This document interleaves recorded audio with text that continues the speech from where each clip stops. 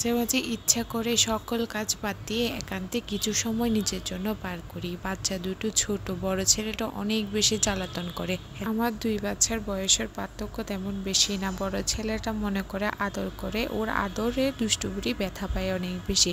গতকালকে রুটি ফ্রোজেন করে রেখেছিলাম, এগুলো হচ্ছে চালের রুটি। আজকে ক্ষীরের সাথে এই চালের রুটি খেয়ে নিব। ইফতারিতে ডাল বাটা ছিল না, তাই এখানে ডাল প্ল্যান করে নিয়েছি। এখন করে নিব ক্ষীর, যার জন্য আমি দুধ জাল করে নিচ্ছিলাম। আজকে আমার বয়সটা শুনতে অনেক বেশি টায়ার্ড লাগতেছে, তাই না? হ্যাঁ, আমি অনেক বেশি অসুস্থ, অনেক বেশি টায়ার্ড লাগছে।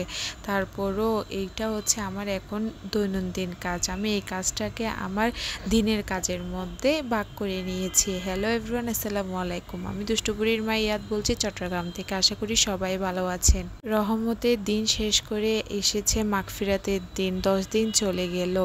ছোটবেলায় রোজার দিন আসার আগে থেকে ভয় লাগতো কিভাবে এই রোজা রাখবো সারাদিন না খেয়ে। আর এখন রোজা চলে গেলেই কান্না পাই। আগে তো অবুঝ ছিলাম, ছোট ছিলাম, বুঝতাম না। আস্তে আস্তে বড় হচ্ছি, মা হয়েছি, অনেক বুঝ জ্ঞান আগের থেকে অনেক বেশি বেড়েছে। আপুরা যারা আমার ভিডিও দেখেন, আমাকে একটা জিনিস সাজেস্ট করবেন, কিভাবে আমি ভিডিওর কোয়ালিটি আরও বেশি ভালো করব, কিভাবে এডিটিং ভালো করব, ওই বিষয় নিয়ে একটু ইনফরমেশন দিবেন আমাকে। আজকে এই পর্যন্ত। সবাই আমার পরিবারের জন্য দোয়া করবেন। ভালো থাকবেন। আল্লাহ হাফিজ।